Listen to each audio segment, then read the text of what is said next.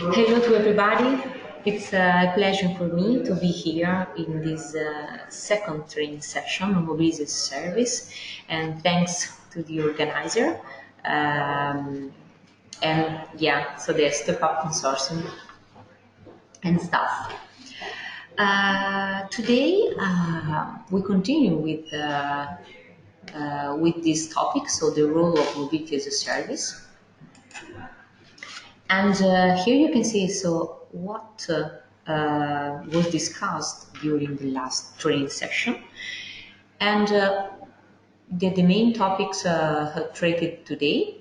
So the new business model, the mobility through the ages, so how the mobility changed during these years, and the user's perspective and the transport service provider perspective, and some technical elements, for example, the MaaS API.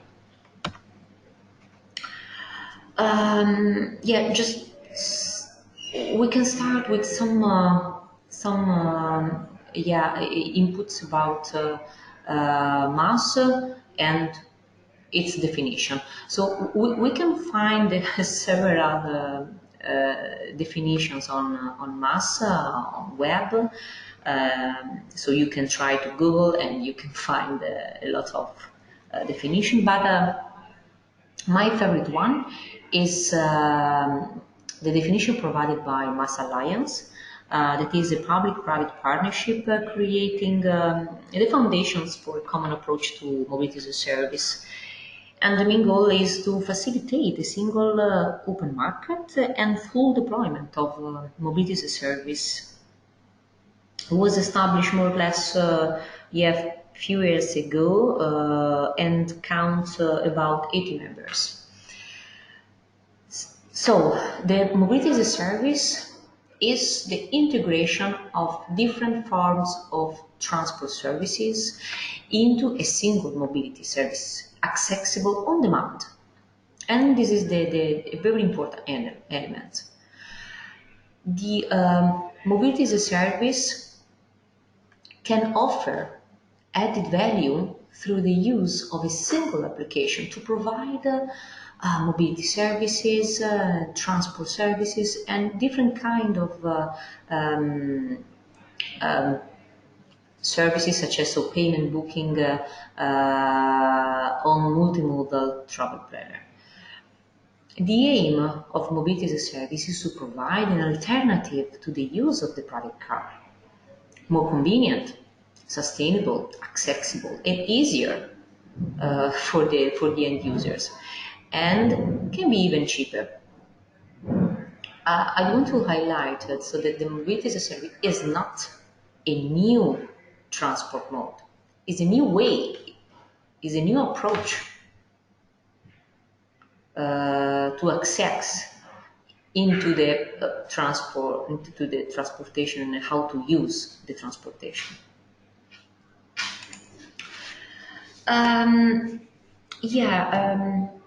Absolutely, definitely, we can say this new era, era of transportation is characterized by a new approach, as we said, so called mobility as a service, and of course, new business model related to this new scenario, and is completely different from the traditional one. We can say to apply the Netflix schema, for example, to the transportation.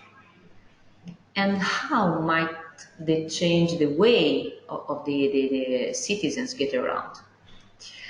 That's the core question of an ambitious initiative taking shape in Finland's capital, which aims to make it unnecessary for any city resident to own a private car within 4 years, so by 2025. This is the question, so the idea of the MaaS Global. And if we think how our approach is changed, searching, for example, a media content, so movie, and pay for this media. The transportation now stands on a single frontier. And so MaaS released on a digital platform that integrates a door-to-door trip planning, a multimodal trip planning, but not only booking, electronic ticketing, payment of different services, and also we consider the single transaction. It's very important. And rather than having to find and to look for a solution, book and pay for each mode of transportation separately, the MaaS platform let us, so we are the users, let us plan and book the door-to-door trips using a single application, but not only a single account, the only e-wallet or a single payment transaction, of course. And so these solutions is, of course, innovative and disruptive. And MaaS starts to move us, all of us, toward a more user-centered mobility paradigm, trying to design customized trip solutions considering the real needs, so my preferences. And so it's also important to understand how the mobility changed through the ages, because there are a lot of differences between these centuries. So in this slide we can see, for example, since the 19th century, where the mobility needs was supplied by railway and fixed public transport network, supporting the emergency, so the transfer to the emerging cities. Then the 20th century was marked by the arrival of the car, or better, so the arrival of mass-produced private motor vehicles. And then in our century, in the current century, the digital age, there is the feeling to face the continuous need for actual data, real-time information with more and more tailored solutions. And definitely we can say so the user's behavior is changed continuously day per day. And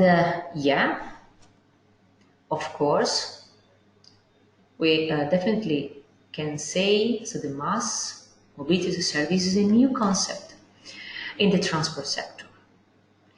It provides a new way of thinking in terms of how the delivery and consumption of transport, different kinds of transport, is managed. Integrated and seamless mobility services offered to the users, to the final users, including public and private mobility, of course. Mobility as a service is based on disruptive and digital business services and models. MaaS is generally based on subscription business model, but also accept other kind of transaction, so single ticket and so on. And for these reasons, we can say so the MaaS. We can put MaaS as a top, over the top service. In fact, with this slide, we can say the core element of the MaaS and why the MaaS is over the top layer. So includes different kind of transport modes, but not only, also different kind of services.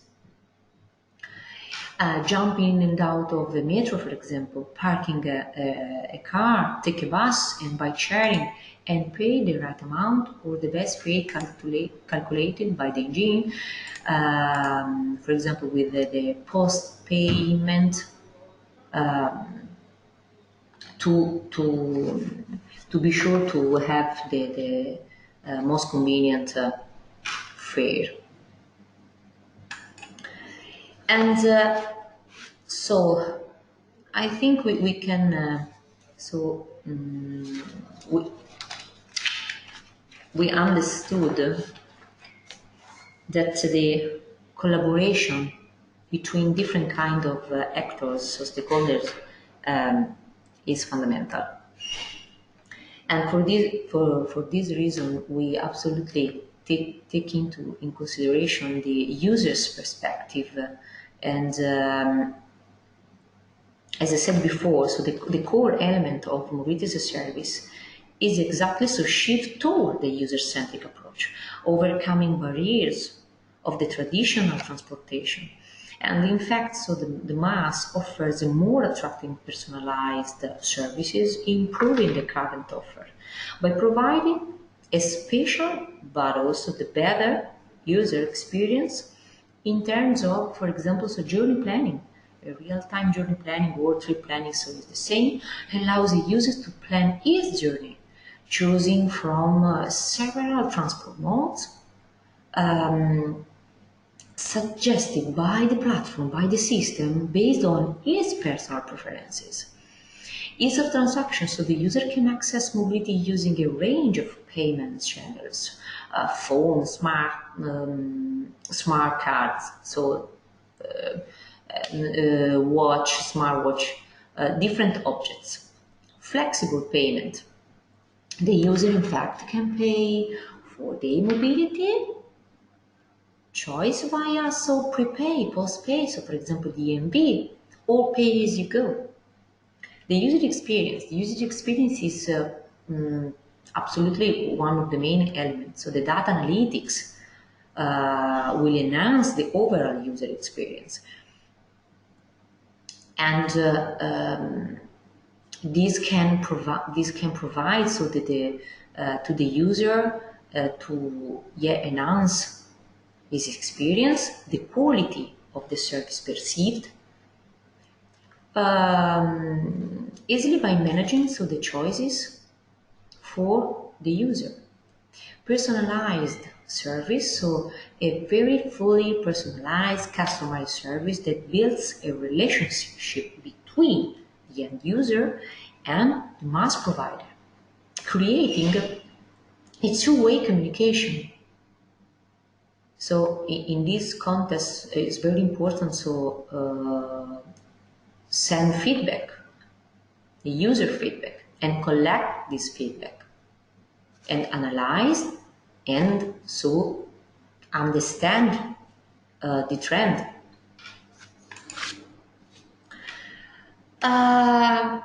So as I said, also during the last training session, and as we said just a few moments ago, so different actors and stakeholders are involved in this MaaS ecosystem, and this is fundamental.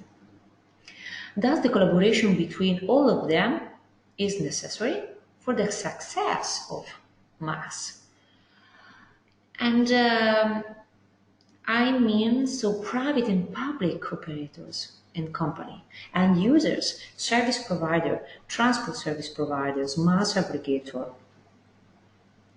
and how MaaS interacts with transport service provider. That is one of the main stakeholder in this ecosystem. Here we can see so the transport service provider point of view. And we can say so these providers have a big learning curve ahead. They will no longer exist in their separate train or bus or taxi bubble. They will negotiate pricing with MaaS operators who will package services and offer plans or different kind of payment and different options to registered consumers. And to allow the integration and guarantee the access of the transport service provider into this MaaS ecosystem, these providers also have to get their systems ready and provide APIs that feed schedules, for example, real-time information, as well as the ability to book and pay for services to MaaS operators. This is very important to be compliant with the MaaS ecosystem, to increase their own businesses, for example, the quality, the integration between service, and so to offer a very better travel experience to the users. So for the end users, you can see here the operations and elements and component of this ecosystem are completely transparent. So the user has to do a very few few click to reach a destination. So plan a trip, book and pay, or navigation if needed, validate so the tickets, give feedback, nothing else. All operations and integrations, the hard work are in these other levels where you can find the other stakeholders involved in this ecosystem. So the MaaS aggregator, MaaS operator, the transport service provider, and third-party systems, for example, the store of GTFS data.